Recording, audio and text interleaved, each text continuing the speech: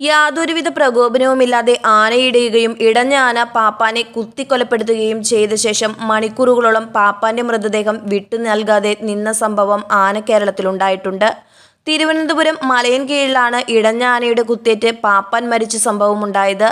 മലയൻകീഴ് ശ്രീകൃഷ്ണസ്വാമി ക്ഷേത്രത്തിന്റെ ഉടമസ്ഥതയിലുള്ള കൊമ്പൻ ശ്രീവല്ലഭനാണ് അന്നിടഞ്ഞ് ചൂരാട്ടുകോട്ട സ്വദേശിയായ ഒന്നാം പാപ്പാൻ വിജയനെ കൊന്ന ശേഷം മൃതദേഹത്തിനരികെ നിലകൊണ്ടത്. ഇടഞ്ഞ ആന മണിക്കൂറുകളോളം പരിഭ്രാന്തി പരത്തിയെങ്കിലും തളയ്ക്കാനായില്ല. അവസാനം എലിഫന്റ് സ്ക്വാഡെത്തി 2 മയക്കുവെടിവെച്ചിട്ടും ആന മയങ്ങിയില്ല. സംഭവ ദിവസം ഉച്ചയ്ക്കാണ് അപ്രതീക്ഷിതമായി ആന ഇടഞ്ഞത്. ഈ സമയത്ത് പാപ്പാൻ ആനയ്ക്ക് ഭക്ഷണം കൊടുക്കാൻ വരികയായിരുന്നു. അപ്രതീക്ഷിതമായ ആനയുടെ ആക്രമണത്തിൽ നിന്ന് പാപ്പാന് ഓടിമാറാനായില്ല. സംഭവം നടക്കുന്നതിന് 2 ദിവസം മുൻപും ഇതുപോലെ ആന ഇടഞ്ഞിരുന്നു. അന്ന് രണ്ടാം പാപ്പാന് ആനയുടെ അടിയേറ്റിരുന്നു. 2 തവണ മയക്കുവെടിയേറ്റിട്ടും മയങ്ങാതിരുന്ന ആനയെ തളയ്ക്കാനുള്ള പാപ്പാന്മാരുടെ ശ്രമങ്ങളൊന്നും വിജയിച്ചില്ല. പലതവണ ശ്രമിച്ചെങ്കിലും ഒടുവിൽ ഒരു പ്രാവശ്യം ആനയുടെ കാലിൽ വടത്തിന്റെ കെട്ടുമുറുകി.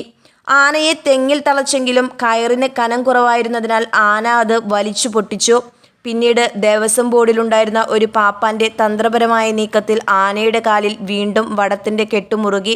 പിന്നീട് ആനയെ ചങ്ങല കൊണ്ട് തെങ്ങിൽ തളയ്ക്കുകയാണ് ഉണ്ടായത്.